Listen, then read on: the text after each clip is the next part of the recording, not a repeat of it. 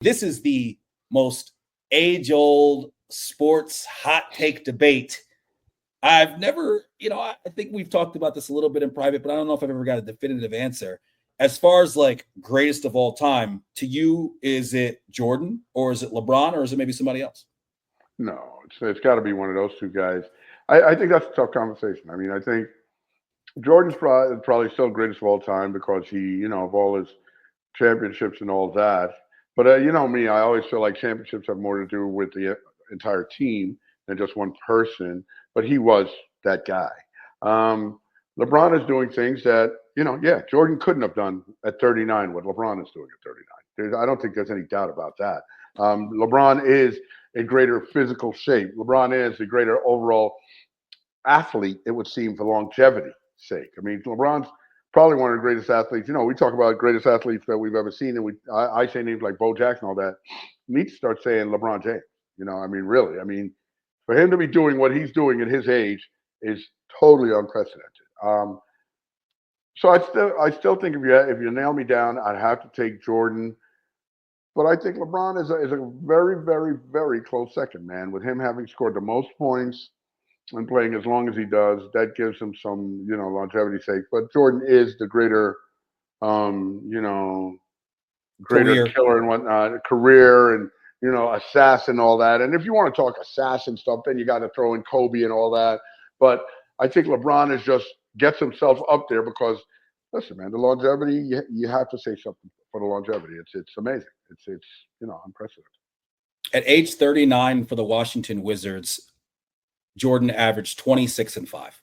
Very really? I wouldn't have thought that. Okay. In 02-03, his last season, he averaged 26 and 5. The year before that, he averaged 23, 5 and 5, or 23, 6 and 5 if we're rounding up.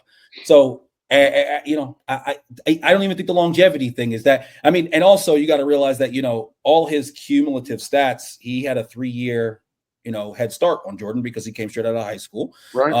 And, Jordan left for baseball as well.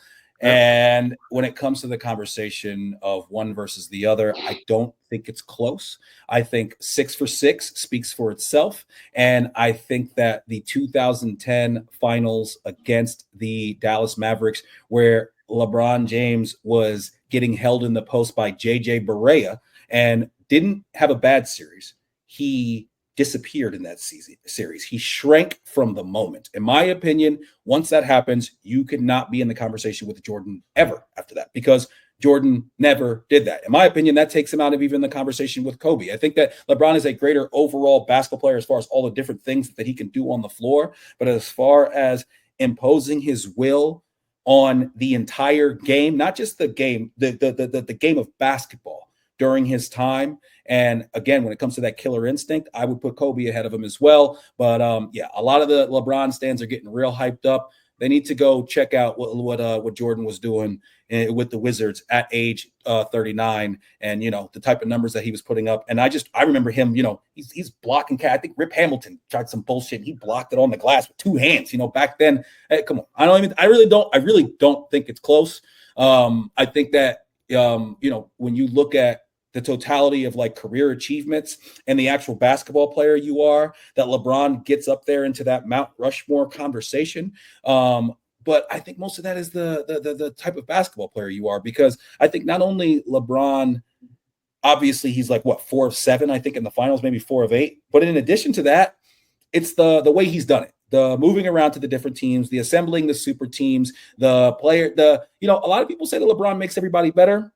There's a lot of evidence against that. I think Chris Bosh and some Kevin Loves and these guys would have something different to say about that, as far as how they had to mute their games to play with him.